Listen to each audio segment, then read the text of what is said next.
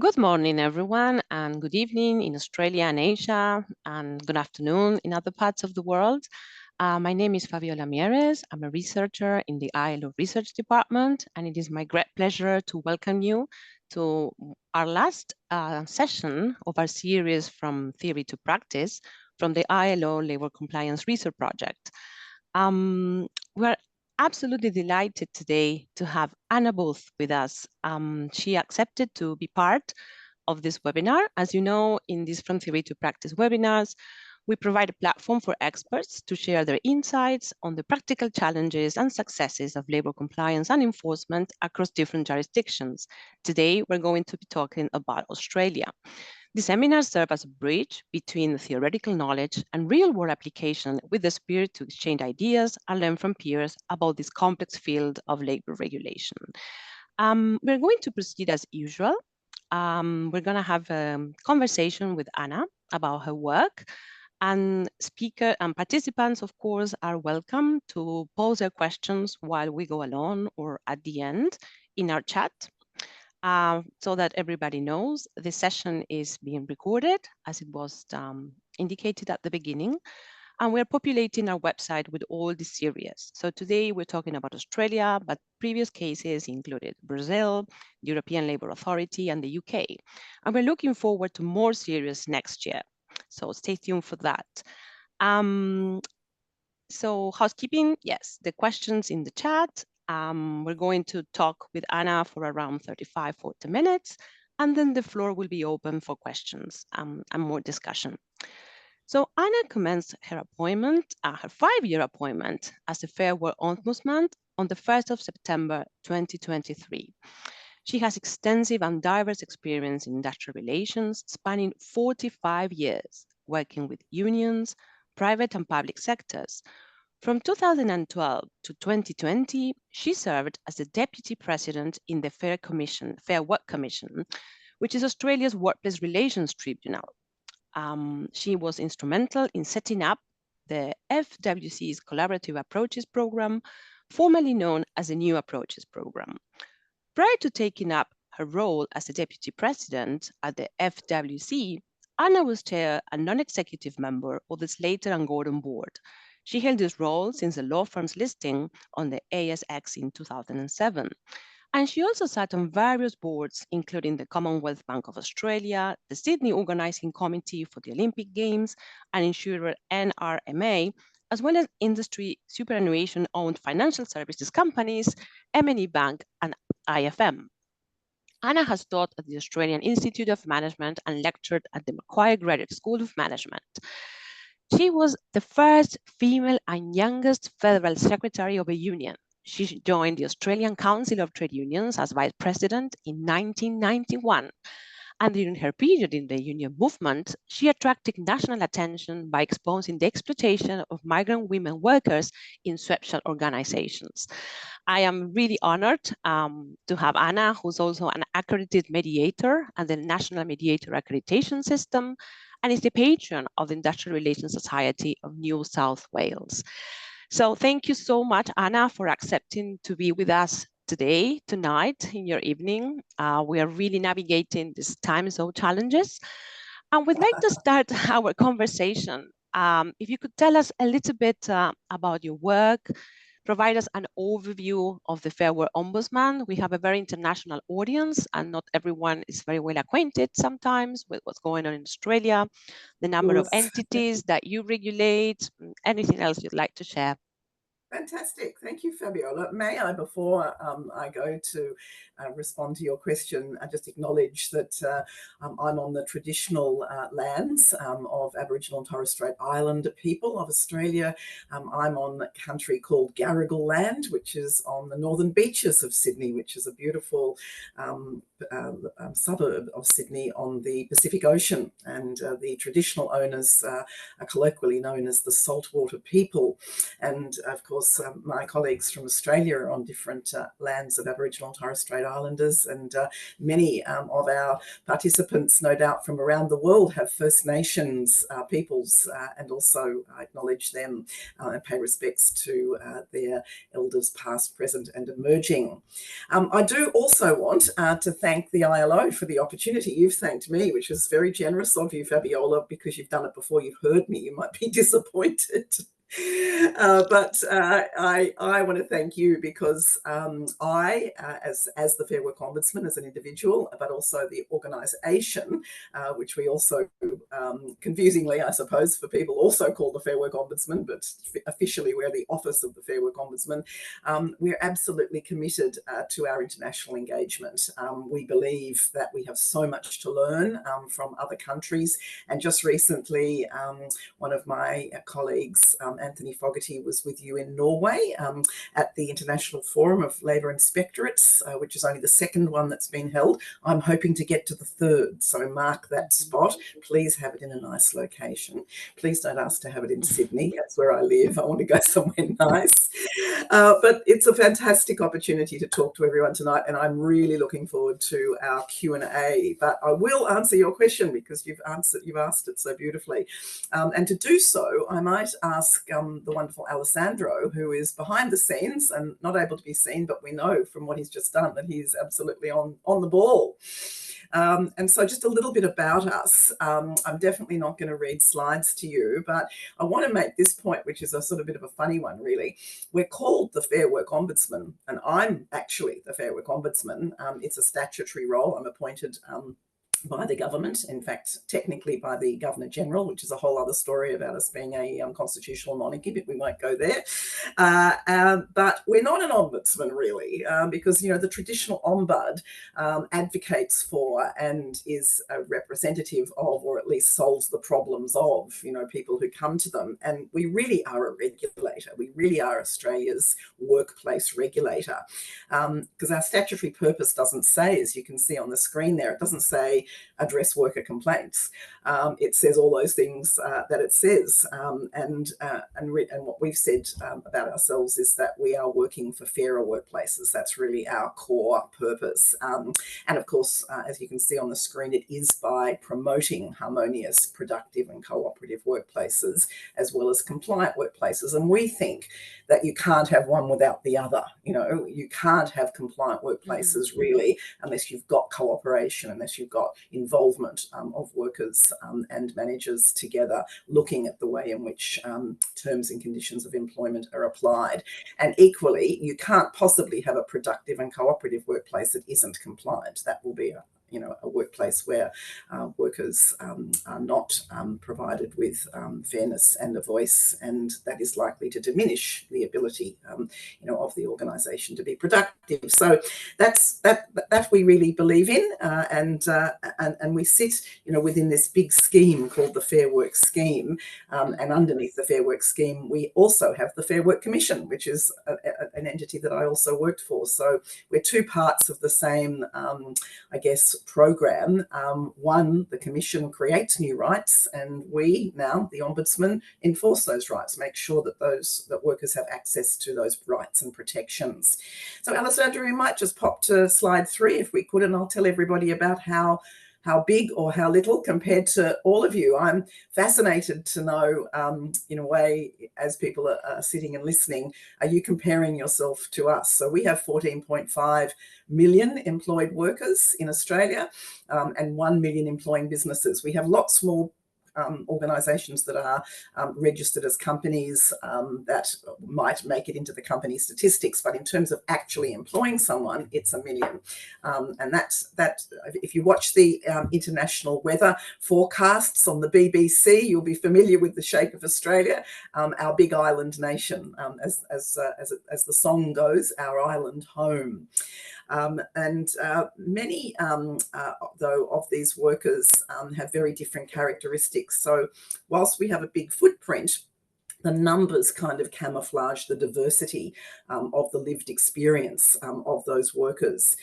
We have an enduring priority at the Fair Work Ombudsman to pay attention to the needs of vulnerable workers. So I'm thinking of young people who might be trainees and apprentices. I'm thinking of migrant workers, particularly those on temporary visas whose ability to stay in Australia depends upon their work. I'm thinking of people who are with disability and people of culturally and linguistically diverse backgrounds. And of course, our Aboriginal and Torres Strait Islander workforce, they all have very different needs. And the geographic concentration of those workforces, is quite different as well, which means we have to have and do have a presence in a lots of different regions. So we have 22 offices throughout Australia, and we have 1,000 people in our organisation. We have a budget, I thought people might be interested in this, of 177 million Australian dollars, which I can't really do the exchange rate in my head, but it's going to be, that's going to be less pounds and less dollars, of course, because our exchange rate is not so favourable against, the euro either. But it's still quite a lot of money that we get to spend, and we spend it on the full range, Fabiola, of interventions that you might think about.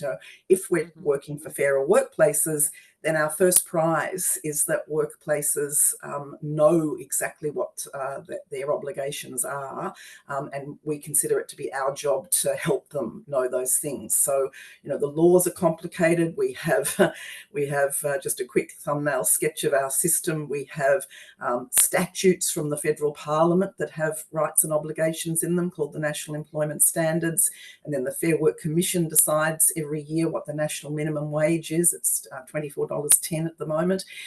We have the awards that are made for lots of different industries and occupations. We have 121 modern awards, and then a few more that are enterprise, with a bit outliers. We have enterprise agreements, so at particular workplaces you can reach an agreement. We have multi-employer agreements, which are part of our new laws. So if you think about that, and then of course there's the good old contract of employment that sits on top of all that, but the contract of employment can't undermine any of those layers of law.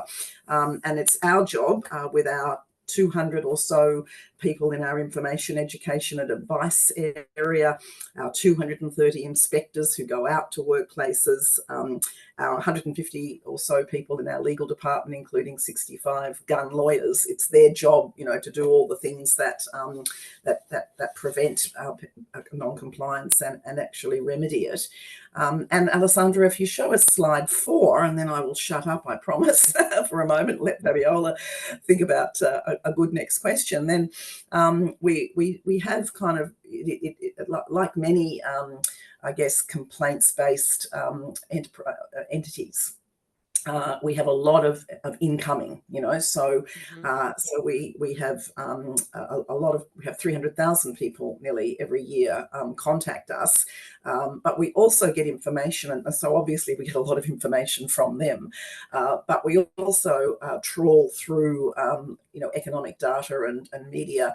We also have an anonymous hotline, and we engage with our stakeholders, and so we hear a lot that's going in, and we put all that into our mixing pot, and we have to make a decision about what are we going to do with these things. So sometimes, and in fact in a very large number of cases, we'll take people's individual matters through to dispute assistance, where they get an alternative dispute resolution informed resolution process, which is really they own rather than us, and that's why we call it dispute assistance and not dispute resolution. Or we might decide to do investigative action, which we also might decide to do because we've done our own research about a particular sector. So I'll talk a little bit later on about sectors, but we'll go out into regions because we've got sufficient intelligence to tell us that bad things, are happening in those places. And as the slide suggests, we'll monitor and evaluate how we're going all the time. And of course, the cycle continues throughout the year. So I will stop there. I think that's a kind of a thumbnail sketch of the Fair Work Ombudsman. I hope it's not too confusing for people. No, it's actually extremely clear, and thank you, because with so many layers of regulations and different activities that your organization does, one of the questions that we're really trying to resolve across the board, and it's a complex and difficult one, but also very context dependent, is to understand the main causes of what we call non-compliance. And these causes do not rely only on the laws or the number of regulations. They are cultural, economic, social factors, and when trying to understand them and analyze them in different jurisdictions, it gets a very complicated picture, but we do know a few things. So I was wondering if you can share, in your experience, in your view, in the Australian context, and also it's very important to develop this sectoral approach. What are the main causes of non-compliance that you observe? And yes, and maybe why? And it really is. I don't know whether you had ever had this game show in your country, but there's an old-fashioned game show, and they used to say, and the $64,000 question is, and of course now that's diminished by many decades of high inflation, and it's now the $64 million question. And really, that is the question, isn't it? What are the underlying drivers of non-compliance? Because if we could do some work on those drivers, then we can, achieve these permanent and systemic changes. Yes. And so this is really a holy grail, might be another way of putting it. And I think what we've learned is that the drivers are different, for different sectors. So again, let's take Alessandro, if we could have a look at slide 5, which is the one with all of the percentages on it. Thank you. So we identify every year priority areas. This year we actually introduced some new ones and retired some, but we also tend to keep a priority area going for quite some time. And some of them have been a permanent priority, to be honest, because of the behaviour of employers in those sectors. We also, so once we've identified these priority areas, this is where we do, Fabiola, our proactive audits. And something we're looking forward to doing, which I would love to hear experiences of other regulators about, is we're looking forward to using data analytics and data matching, particularly with other regulators such as the Australian Taxation Office, to detect patterns, in geographies, in sectors and in cohorts. This slide here is a bit shocking, and I do need to put a caveat on it, which is that it's not saying that of all workplaces in the disability support services sector, for example, 78% are non-compliant. It's saying that of all of the workplaces that came to our attention, 78% are non-compliant. And you might say, oh, well, naturally they'll be non-compliant because someone's complained. But actually this also includes self-reports, and it also includes, most important, particularly proactive visits to surprise visits. So we will just have a constant roster almost of inspectors going out into the field, very much particularly in agriculture and fast food restaurants and cafes. So you can see those two statistics there, 44% and 89%. So they don't just derive from complaints, they derive from surprise visits. So they are quite, I've got to be careful what I say, because I can't say that they are indicative of an across-the-board figure, but they are very consistent with what we always find. So every time we go, particularly with fast food restaurants and cafes out, we get non-compliance rates. I did some media this week about some visits to a Adelaide suburb, and it was 79% across the board non-compliant. So this is low flat rates of pay, no pay slips, no records, no penalty rates, and in some cases we have I don't know if you have this in your countries, but we have a pernicious practice called we call it cash back, where the worker will be paid the correct amount, given a pay slip that says the correct amount, and then they'll be told to go to the automatic teller machine, get cash out and bring it back and pay the worker pay the employer, I should say, for their job, which is just horrible. So I just wanted to highlight, perhaps to get to the answer to your question, the drivers, the underlying drivers. I'll just take two sectors, because obviously we do want to make sure I don't overstay my welcome. But with agriculture in Australia, it's I guess agriculture the world over is seasonal, but we are a major agricultural producer. People call us the food bowl of Asia. It's probably our second biggest, not in terms of people, because it's obviously highly capital intensive these days, with lots of farm equipment, but it's it's a huge export industry. It's very physically demanding, and being seasonal, the way in which labour or workers are procured to conduct harvests is often very arm's length. So there are often, labour hire is the term we use, and there can be layers of labour hire, and often workers have no idea who is their real employer. They often don't get any pay slips or any records whatsoever. They often get paid in cash in an envelope at the pub, and very, very often, as you can see, in 44% of cases, that's not an adequate recompense for the work that they've done. And the kind of people who are looking for that kind of work also are very vulnerable. So they're often temporary visa holders who have poor English and a poor understanding of our workplace laws. Culturally, they are not familiar with our country, and very often they are afraid, not just for their own job, but they're often afraid for their families in their home countries. We had a recent case where workers were procured from the Philippines. This was actually not in agriculture. It was in what was called foot and thigh massage. So it was actually a massage parlour. And the workers were told that if they spoke up to the Fair Work Ombudsman, their families in the Philippines would be killed. And yet they had the courage to do so, which is, just incredible. And coming to fast food restaurants and cafes, that's a different set of drivers again. You're not seeing labour hire and complex supply chains, but what you are seeing is a massively low barriers to entry. So, anybody can rent, literally a hole in the wall and put in a coffee machine and become a cafe.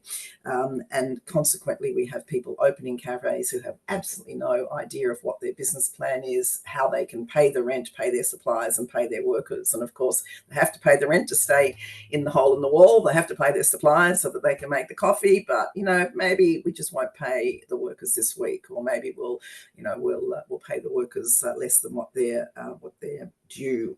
And cafes also attract a lot of vulnerable workers, particularly young people.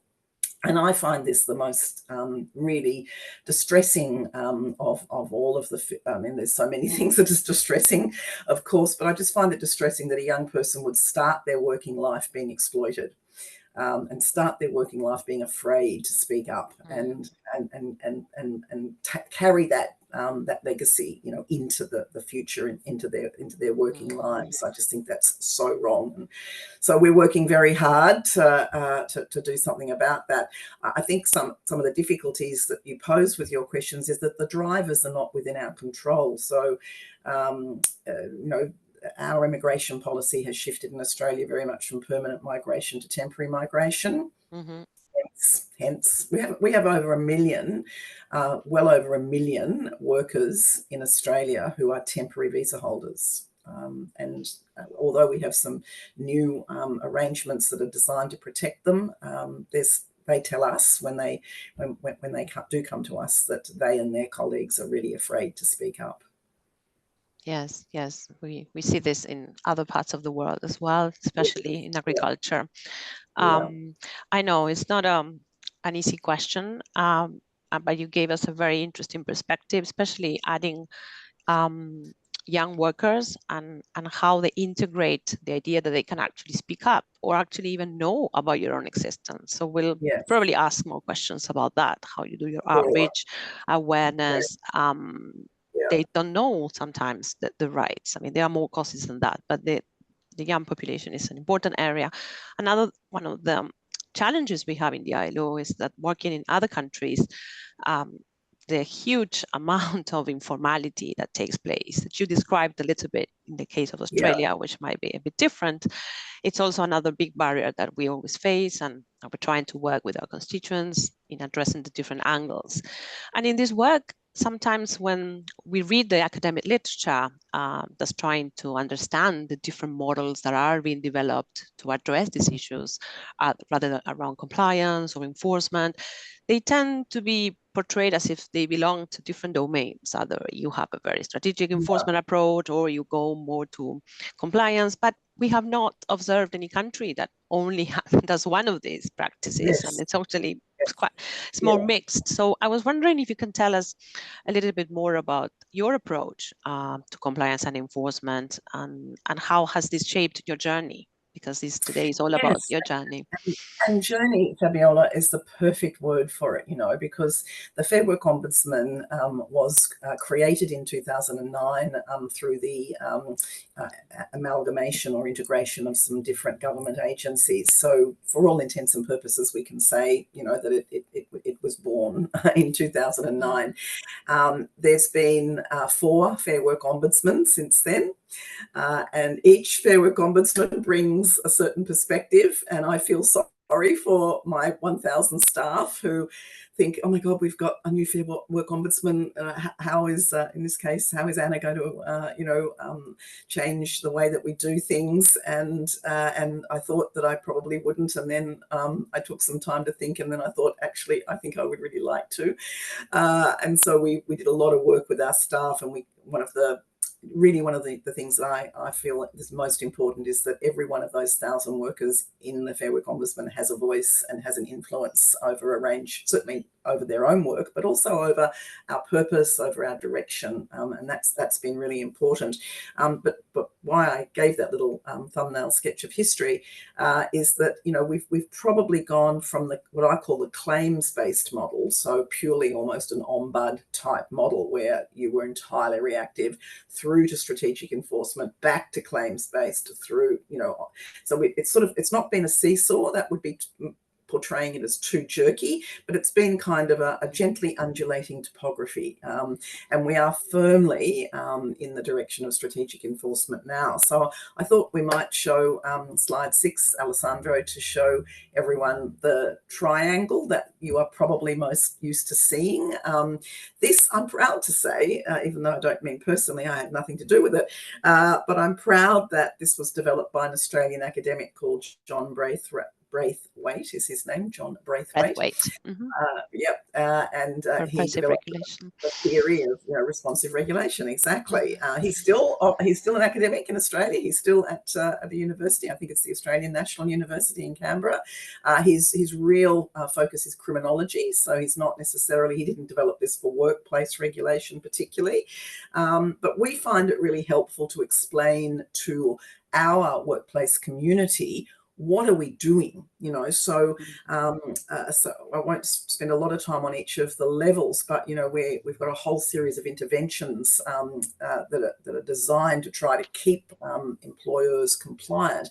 And then we've got some guidance that we give, which is a continuum from very polite and indirect right through to quite firm direction, but still not the use of a punitive or coercive enforcement tool. So, and very often employers are able to rectify what has gone wrong without being in the public domain and without being, you know, named and shamed, because we form the view that there wasn't intent and that there was a mistake and that they're sorry. And sometimes when they're sorry, we ask them to pay what we call a contrition payment to the Commonwealth Treasury. And sometimes we suggest to them that they might like to make a donation to an organisation that has an impact on systemic compliance, which is something that I'm very interested in continuing to do.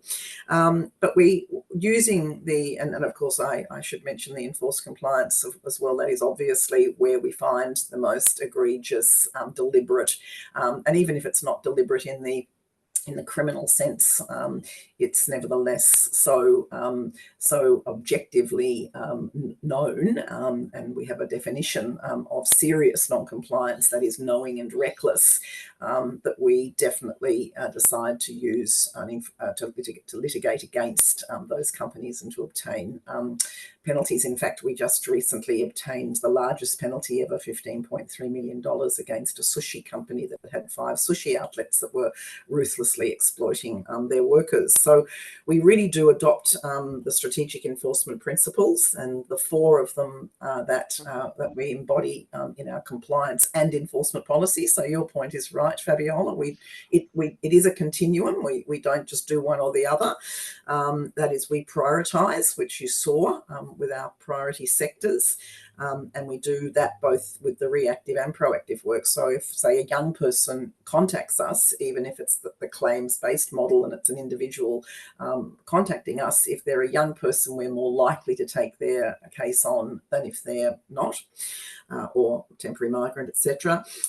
It's all about deterrence, and of course there's deterrence through education, but there's also deterrence, through the use of the punitive enforcement. But we use publicity, so we really do try to get our voice out, and our radio stations are actually the most cooperative. They particularly like to run stories about local areas. So just this week, as I said, the suburbs of Adelaide were under our spotlight, and the local radio station spent could have been 7 or 8 minutes with me on the radio, which was quite a lot. And we're trying with deterrence also to develop a normative framework. So we're really looking for our good employers in Australia to step up and speak out. And that hasn't happened in the past. There's been a bit of I'd say an ambiguous relationship with compliance. So on the one hand, privately, they will say, oh, it's terrible, that workers are underpaid, but they won't necessarily call out their employer colleagues who are doing it. And yet it's against their interests, because clearly that's unfair competition. And we are as much pursuing their interests of a level playing field as we are the workers' interests of being properly paid. So, I mean, in terms of deterrence, my goal for my time as the flow is to move some of these particularly egregious sectors like fast food restaurants and cafes and agriculture from being mainstream non-compliers to marginal. I don't expect we will ever have a country that has no underpayment or no non-application of workplace standards. We want it to be on the margin. We want those employers to be social pariahs. We want people to go, well, you wouldn't want to work for them. And then the third point is system-wide effect. And this is where we have to make some pretty hard choices, So we will actually say to people who come to us, we're very sorry that you have been underpaid $3,000, but we will help you to go to a small claims process that's outside of the Fair Work Ombudsman, but we can't take your case right through investigation because it's not system-wide. It doesn't, it's not, we don't think we'll get the deterrence effect out of helping you. People don't like that. Believe me, that's a risk, and we get complaints, and then they complain to their local member, and then we get a letter from the minister to say, oh, this person, you should have helped this person. So it's, we are, of course, always in a political environment, but we want to do system-wide things, and that's why we're very interested in working with supply chains. So price makers, we wish to engage with. We want them to be responsible. We have in Australia, like the rest of the world, a commitment to eliminate modern slavery.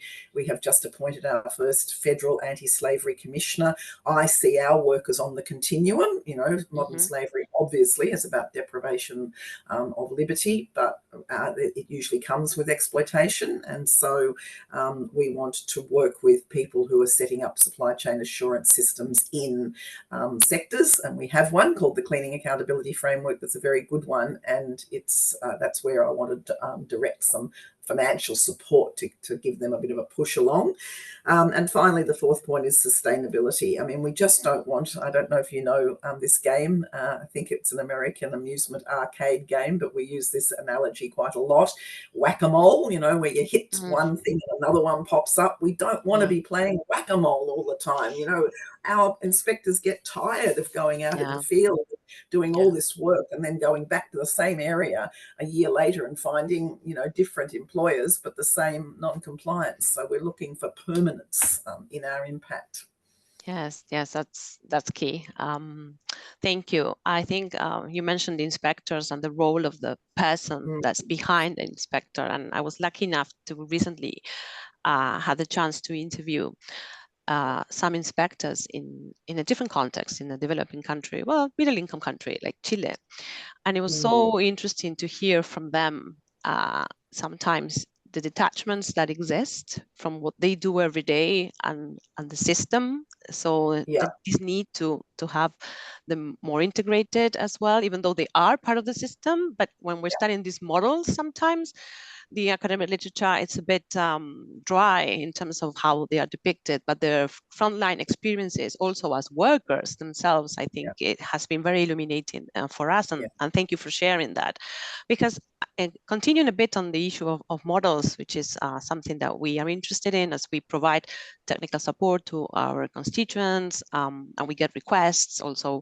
I'm in the research department, but I'm surrounded by fabulous colleagues in the technical departments, labor law, governance, that have direct contact with the countries, with inspectorates. So they have these difficult tasks to guide them in also our ILO standards.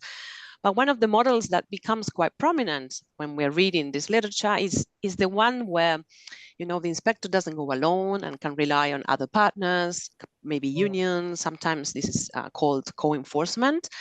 And I was very excited when I started reading about this because I saw a future. But then I was a bit sad to see that actually there are not many cases, and some of the cases that have been highlighted in the academic literature as high successes are probably isolated. And it was quite difficult to generalize. I'm still, of course, super interested in this model, and it's something we should pursue. But looking at the case of Australia and its co-regulation, I was wondering if you can tell us a little bit more about your case and how do you make it happen? I would love to. In fact, again, we'll ask Alessandro to pop up a slide that will help me do that. I've got 2 slides on this, and if we can just have all of the text, Alessandro, that would be fantastic.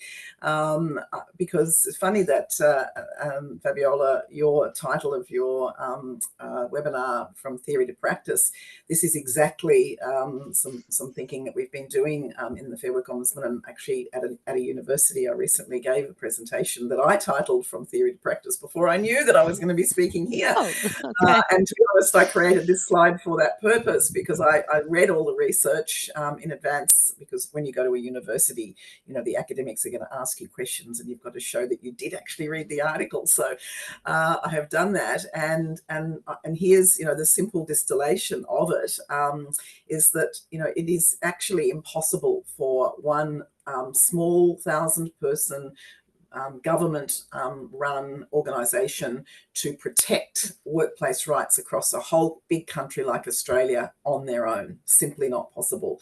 That we absolutely need to, you know, have the full array of actors working together. And it's not just a matter of numbers, although numbers do matter. It's also a matter of what all the different regulators, the leverage that they have.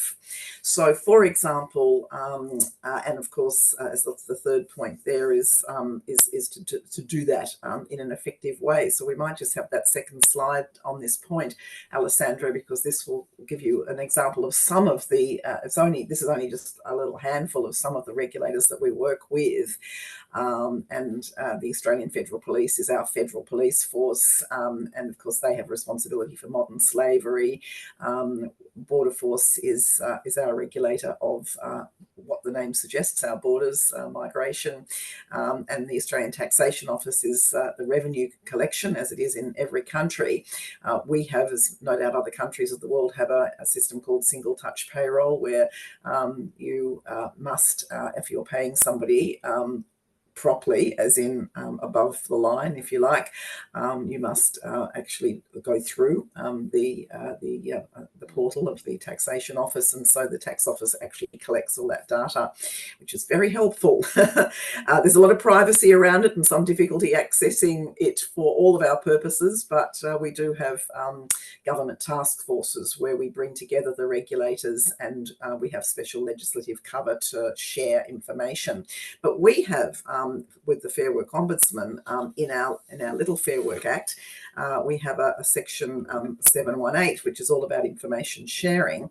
And so we are allowed to share information with anyone, actually, if we form the view that it is going to advance their role as well as ours. So some other regulators that are not on the screen, and we might just take that slide down now, because I think everyone's seen it. And I just want to mention some other regulators, like we have labour hire authorities. So I mentioned labour hire in the agricultural sector. It's also common in the mining industry. We have any labour hire employers are meant to be registered or licensed. Different words used in different states. We have a federation. One of our challenges in Australia is that we have states that have their own governments, and we have to make sure we work together with them as well as the federal law. But we do a lot of work with the labour hire authorities. So just recently, for example, we went out to farms with the Victorian Labour Hire Authority and presented ourselves together. We also went to a massage parlour in South Australia with the Work Health and Safety Authority. So that's another example. Every one of our states and territories has a Work Health and Safety Authority that are often quite big and well-resourced. Their job is to make sure that safety rules are maintained, but also hazards are managed in workplaces.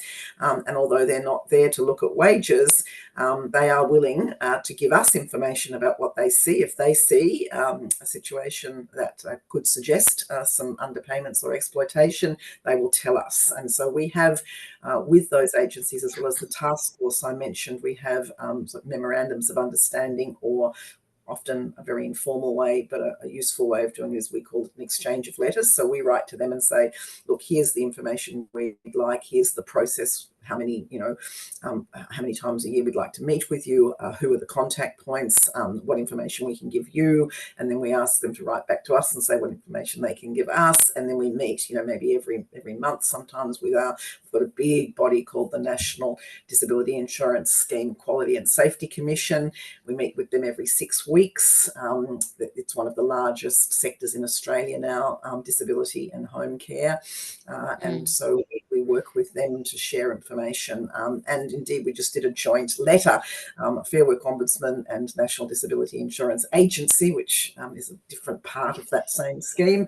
And we wrote to, I think it was like 40,000 providers in Australia to say, hey, we're working together, and we want you to do these things. What's interesting about that, I think, is, as well as getting numbers, as I said, it's once people know that we share information, there's a greater sense of the risk. And we know from the literature that it's not just penalties that matter, but it's the risk of actually being caught. And I just want to mention at this point too, our sort of moving, in addition to the co-regulation with other regulators, moving into a tripartite arrangement with employers, organisations and unions. So one of the things that I've done over the year that I've been Fair Work Ombudsman is established a whole lot of groups, and those groups are supported not by me and not by stakeholder engagement people, even though we have some terrific stakeholder engagement people, but by the operational people. So we have inspectors going to meetings with those employer organisations and unions and sitting with them and working through the ways in which we can work together, and each of the different groups that we've got going, of course, have different things to talk about. But in higher education, they talk about the types of employment casual workers, governance of universities, in fast food restaurants and cafes. They talk about the awareness of small business and establishing businesses that aren't going to be viable and what they can do to remedy that.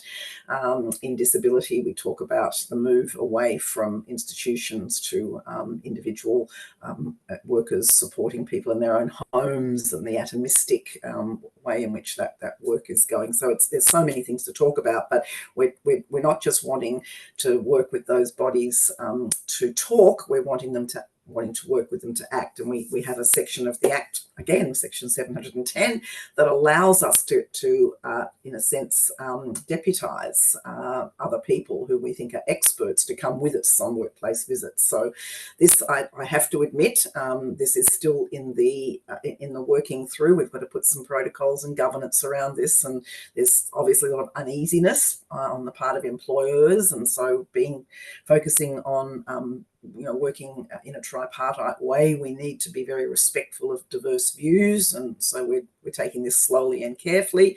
So it's not as well developed as our co-regulation with other regulators, but it's absolutely in my sights. And just the other day we met with the Australian Hotels Association, which is an employer organisation for hospitality, the United Workers Union, which is the union that covers them, and ourselves, and said, well, let's have a tripartite memorandum of understanding so that we can refer issues to you, and you, the employer, and the union can go and sort it out. And so they're willing to pilot that. So very careful, pilot it in one area, make sure that it can work, and so on. So I mean, there's a lot more I can say about tripartism. I think it's absolutely essential. I know it's embedded in the relevant ILO convention and recommendations. Some people in Australia, when I began to talk about it as I came into the role, felt that it could possibly compete with our independence and impartiality. But I think as long as you do it properly and you remain independent, and the decisions we make about the cases we take are our decisions and not influenced by obviously the people who against whom cases are being taken, then we'll be able to make sure we keep that balance right. And we really do also want to be scrutinised. So we've got some academics doing some work at the moment, two Australian academics and an American academic, who are examining our tripartite arrangements and evaluating them. So we're very looking forward to seeing what they say about whether or not we're doing. What are we window dressing? This is a risk. Is it just window dressing, or are we actually harnessing the power, of the workplace participants? Yes, that's really fascinating, Anna. Yes, I've been in touch with these academics because we're interested in their findings as well. About the time, Fabiola. I know I've talked too much. I apologize. No, it's good. I think we still have a very interesting question about specific context of Australia, but also super interesting questions from the audience are already coming. So in the interest of time, and also if you agree, to give a voice to those that are here, I would like to pose the 3 questions that we got from the audience, which are very good. And then we can come back to the case of the closing the loopholes, or the specificities of Australia. Or you can, yes, or you can also maybe answer some of them in light of the specific context of what's going on in Australia at the moment. For the audience, it's just that Australia is becoming a super interesting laboratory since passing this act called Closing the Loopholes, which changes regulations, of course, that are affecting the workplace at different levels, and it's timed. So I think it would be really interesting to hear the newer developments in industrial relations in this area. But keeping this as the background question, I will move on to the questions from the colleagues. So the first one, if it's okay, I don't know if you have, I can repeat them. The first one, it's I'll listen and do my best. Okay. So one is they thank us for the conversation, but also for your presentation. I think that's the most important point. Namibia, this is from our specialist in the wages division. Namibia has adopted a national minimum wage coming into force in January next year. They are worried about possible low compliance. What advice would you give them in these early phases of the new minimum wage? That's a very good question. is a great question, and Namibia, I should say, is a very different country to Australia. Obviously, it's a resource-rich country, I believe, and a lot of mining industry. I'm assuming, though, it has modern technology as far as social media, and people have smartphones. And I think I would blitz. I think the first thing I would do is blitz the airwaves with, if you're not earning whatever the amount is in the currency, the denomination that is relevant, then you have to speak up. And I would engage the employers' bodies, and even really big employers, and I would have them come out and say, we accept that we now have a minimum wage, and the right thing to do is to pay it. So, try and get that early normative acceptance that this is essential, and have people. So that's the awareness piece. And then, of course, it's the hard slog that we're all involved in, which is that, we need to offer clearly accessible pathways for people to contact an entity like our own to tell them if they're not getting it. We need a process of contact with the employer to say, hey, you're not doing the right thing, and you hope that the employer will say, oh, I didn't know. I'm happy to do that now, but you also have to keep, the stick available if that's necessary. So then it's one thing to get a minimum wage; it's another thing to have the legal framework to actually enforce that. Are the courts accessible? Does the legal framework support enforcement? And then unfortunately, it's keeping on doing all the things that we're doing. Try to invest in not just your own labour inspectorate, but supporting and empowering workers, representatives, trade unions, and employer organisations to work in the field. One of the most powerful things, in fact, next week on Tuesday, I'm co-hosting a big symposium on consultation in the workplace with the Safe Work Australia, which is Australia's main, not regulator, but main educational body in relation to work health and safety. And we both believe, myself and the leader of that organisation, that if you've got activist workers in a workplace and they're speaking up on behalf of other workers, even when other workers are scared, union delegates, we call them, you might call them in the UK, the term shop steward is, I think, still used. But if you've got those people who are always, they are often the personality that is most courageous and is willing to stand up. But if you've got them knocking on the door of payroll and mentioning to the supervisor that actually that half-hour meeting that you want us to come in on next week to do a handover on a new piece of equipment, that has to be paid, then it's that activism that will constantly shine a light. And then you've got to have a state, apparatus and a political will to advance, the actual payment of that minimum wage. So I truly hope that Namibia workers do benefit from that, because it benefits the economy as well. I mean, the higher workers are paid, workers spend all their money. Big surprise. And when they spend their money, it supports other businesses. So this is actually a virtuous cycle. A high wage country is a prosperous country.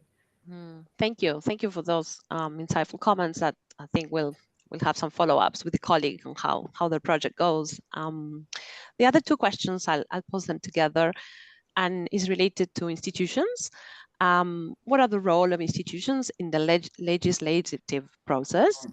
Is it more of an inspiration to the legislator or a more formal role? This is what the colleague from Poland is asking. And the other one is, they would like to ask if the Fair Work Ombudsman, you, has a picture of any issues around the enforcement of the Fair Work FWC orders, and if it involves in any way at this stage, either in terms of being involved in the proceedings in the courts or advising workers. So I think it refers to the Fair Work Commission and the relationship with you. So those two questions too. Yes, all right. So now you've asked me a second question. I have to be reminded of the first question. This is the trouble. I'm going on 69 on my birthday on Monday, so I've just forgotten the first question. So Fabiola, That's tell fine. me. I can Yeah, post it. You can start with the second, and then I will do will. Okay. So the Fair Work Commission. This is. It was about institutions. I remember it. In fact, in a sense, the two questions the answer can come together, because the Fair Work Commission is an institution. And I think the first question was sort of about, so when new laws are made, what role do these institutions have in crafting those new laws? So, yeah. But the Fair Work Ombudsman and the Fair Work Commission are quite distinct entities. The Fair Work Commission is the tribunal, and the Fair Work Ombudsman is the regulator. The Fair Work Commission now, and in fact this is also taking us into the closing the loopholes legislation, not only does it make all of those awards and approve those agreements that I mentioned, and therefore they're creating new rights all the time when they do that. But there's a whole range of new opportunities for application-based orders to be made in relation to what are called regulated workers. So in the gig economy and also in road transport, where typically the work has been described as independent contracting, we've created the notion of employee-like workers and the opportunity for the Fair Work Commission to make an order, and the Fair Work Ombudsman, if that order is not upheld, so if the order is made and then the workers go off and should be receiving the benefit of that order but don't receive the benefit of that order, then again we can step in and take action to enforce that order. So they are two separate institutions, but they are part of the Fair Work Act. Now, do those institutions have an ability to influence legislative developments? This is tricky because really there is a split between policy and operational or service institutions, and we do have a government department that supports the Minister of the Crown, and of course the Parliament makes legislation upon legislation being introduced, generally by the government of the day, but sometimes by private members, but let's just stick with the government of the day. So the truth is both the institutions do have an influence, but it's not it is not part of our role to create new rights. It's very much part of, not part of our role, that is the Fair Work Ombudsman. That said, where we see, and we do this quite objectively and transparently, where we see interpretations of terms and conditions that are constantly being misunderstood because of the complexity, perhaps, of the way they're expressed, we will make sure that the Fair Work Commission knows, the number of occasions on which we've had disputes in relation to these matters, and that can influence the way in which they might approach an award. And equally, we might we certainly keep our department constantly informed of all of the developments in the Fair Work Ombudsman. So it might, on occasion, become apparent to the department that there's a kind of gap in the law, that just might then encourage them. And in fact, in our own execution of our work, we're a little bit more assertive when it comes to our own enforcement tools. So if we think that our enforcement tools aren't working right and a small regulatory or legislative change would fix that, we will say to the department, could you just be aware of this? But we definitely don't get involved publicly in advocating for changed policy or legislation. That's very much left to the government of the day. And, we do have a parliamentary system with a House of Representatives and a Senate, and of course we have a Governor General, as I mentioned before, a constitutional monarchy, and so we have a process for legislation being created, and then of course the executive government then is responsible for advocating the new policies that both lead to new legislation and often kind of are actually carried out by that legislation. And then we have the judiciary, which is separate as well. So we have the notion of separation of powers, the idea being that the judiciary is independent, and it makes its decisions without fear or favour. And that's a little bit to how we have to be as well as a statutory body. We, particularly on individual matters, we can't make a decision about whether we do or don't take a case against someone on the basis of, maybe they're a really famous employer or a particular union. We just have to look at the contravention and apply our compliance and enforcement policy cleanly. And it's in the full public glare. And as they say, sunlight is the best disinfectant.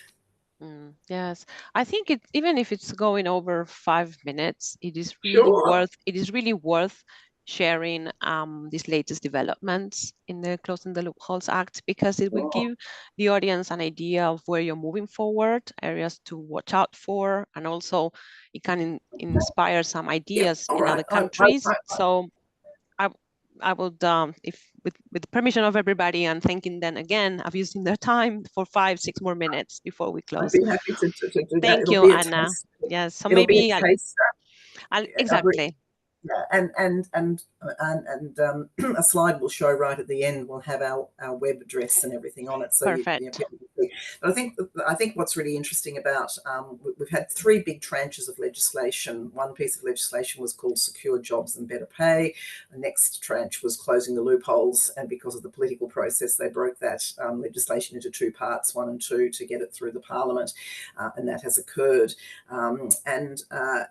So I think one of the sort of headline outcomes from all of that law is that we now have a complete sort of coverage, if you like, of all workplaces, those 14.5 million workers. And I deliberately use the word workers rather than employees in that case, because we have moved to a set of laws that covers workers. So I just mentioned, for example, the employee-like workers who can get a special order, so they can be an Uber driver or a delivery food deliverer. They can maybe not meet the full test of what an employee is, and if they don't meet that test, then they're what's called an employee-like worker, and they either as a group or as an individual can seek an order to have a set of terms and conditions applied to them. And this would be in circumstances where hitherto there was nothing. They were completely unregulated. Another example is where, and I mentioned the labour hire before, one of the practices of industry had been to, and in fact a term has been coined, David Will, I believe, the American, not just academic, but one of the leaders of the wage inspectorates under various Democrat administrations, coined the term the fissured workplace for this, where the work was done by people who were not employed by the person for whom the work was being done, and many layers of employment occurred away from that workplace. And in many cases, those workplaces had very good terms and conditions of employment for the workers they employed directly, but that they shifted the risk and the cost cutting by employing workers who we would use the term outsourcing or labour hire. Now, the new law, which is called Same Job, Same Pay. So we're pretty direct in Australia. We use this language that's pretty direct. Same job, same pay. We say, this is not fair. Australians are united by the notion of the fair go. Fair go. And it wasn't fair. And so now whole groups of workers through their unions in many cases are applying to the Fair Work Commission to get an order to bring their wages up. So the labour hire worker now, a labour hire company, I should say, has to pay the same as if that worker was working directly. And of course, the result of that in many cases is the host employer bringing those workers in-house, which is a good result as well. So another area that I think is of great interest is the new rights to a range of flexibilities, and so we have a regime whereby a worker can can seek flexible work and can only be and must be granted that flexible work unless there's a reasonable business reason not to. And that can include working from home. And of course, all around the world, we have experienced a complete shift as to the location of where work is performed. Certainly for my own organisation, 1,000 people, I chance my arm on a statistic and say that on any day there might only be 200 people working in some of our offices. The others will be working at home. And we're really happy about that. And being public servants, we can't pay as much as some of those workers could experience in the private sector, but we can sure give them a great work experience. And some of them say, we really appreciate that there's no pressure, to come in if we can't.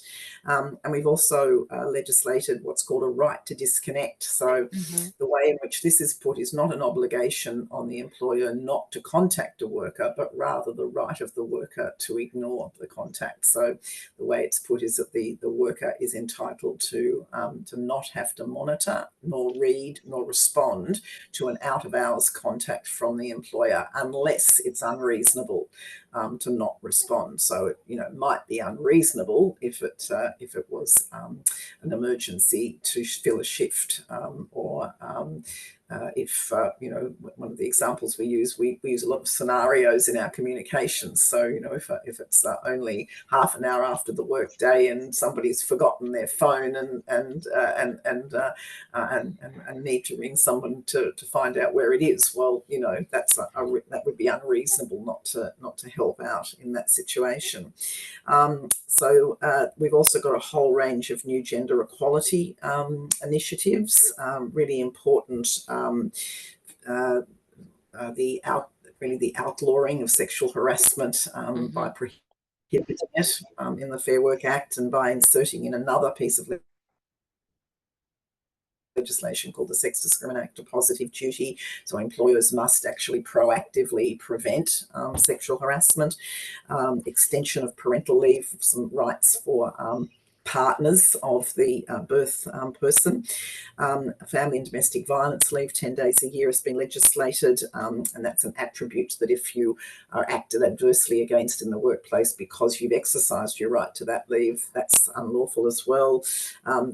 We're doing a lot of examination of female-intensive sectors like aged care and childcare as to their wages and whether or not their original wages were set with discriminatory assumptions about the work value of the skills.